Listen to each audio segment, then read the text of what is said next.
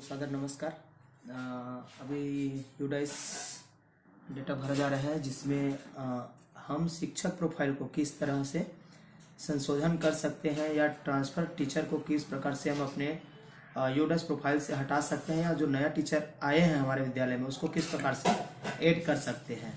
और final submission, शिक्षक जानकारी भरने के बाद फाइनल सबमिशन किस प्रकार कर सकते हैं उसको आपको मैं अपने वीडियो के माध्यम से आप सभी के बीच में रख रहा हूँ, तो कृपया ध्यान से देखें और यूडाइस की जानकारी तत्काल सबमिट करें।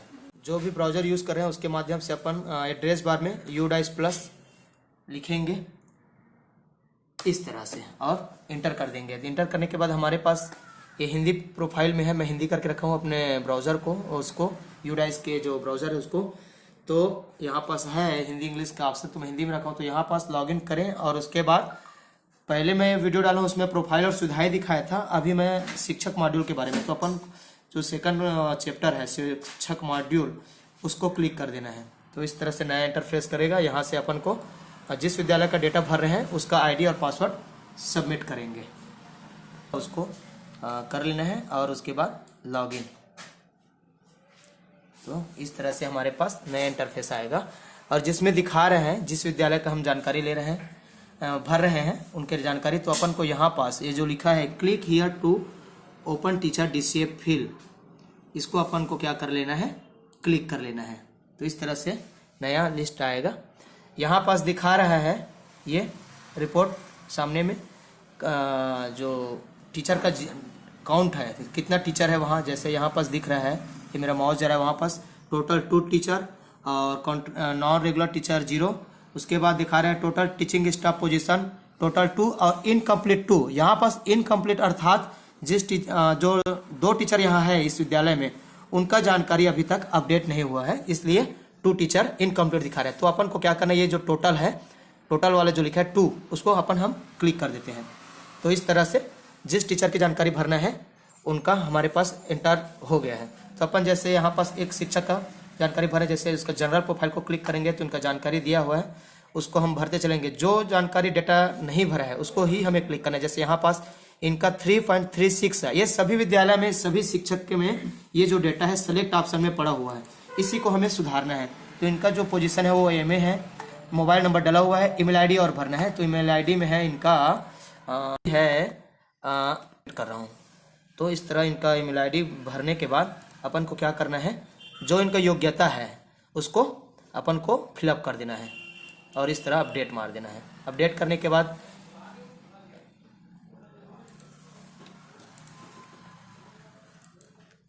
अगर किसी प्रकार का गलती होती है ईमेल आईडी वगैरह में, तो वो अपने को यहाँ पास लिख कर आता है सम रिक्वायर्ड फील्ड मिसिंग और एरर, पहला पार्ट है ना। उसके बाद आता है अपॉइंटमेंट टीचिंग, ये अपॉइंटमेंट टीचिंग वाले पार्ट, इसमें क्या करना है अपने को, जैसे नेचर ऑफ अपॉइंटमेंट, तो टीचर रेगुलर है, किस टाइप ऑफ टीचर, तो किस रूप में उनका नियुक्ति हुआ है, किस प्रकार के टीचर हैं, ये सब जानकारी भर देना है। अभी लिखा है उनका प्रेजेंट स्कूल में ज्वाइनिंग डेट। उसके बाद आता है अपॉइंटमेंट लेवल ऑप्शनल, तो इनका भी क्या है, टीचर में ही हुआ है, प्राइमरी टीचर में, तो अपन क्या करेंगे प्राइमरी टीचर कर सकते हैं। और अभी उनका क्या है अपॉइंटेड ऑफ लेवल, अभी वो हेड मास्टर है, ऑप्शनल है, इसको भर सकते हैं। तो यहाँ पास से जानकारी इस तरह से अपन को भर देना है। और उसके बाद यहाँ पास लिखा है 3.321 with a teacher teaching eight other school guest या कॉन्ट्रेक्चुअल, मतलब ये सभी के में नो आएगा। इस तरह इसको अपडेट कर देना है।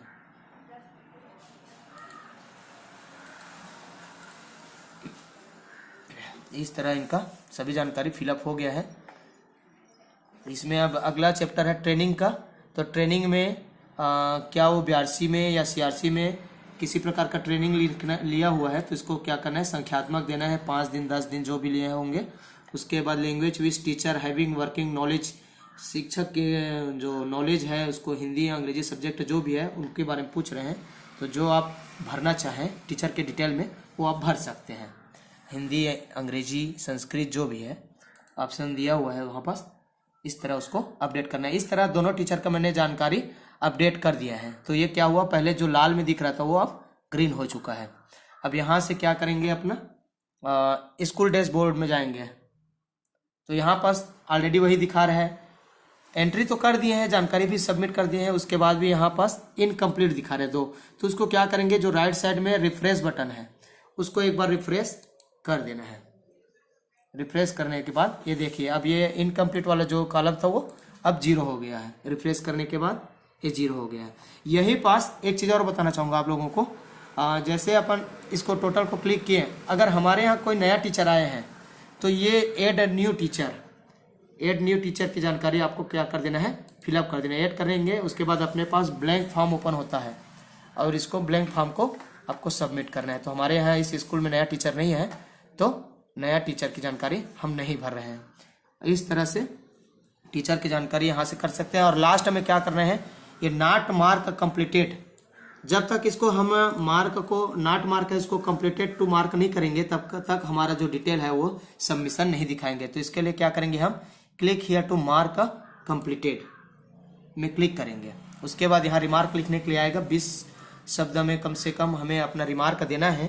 तो मैं इसमें जनरली भर देता हूँ कि teacher detail has been submitted, मतलब शिक्षक की जानकारी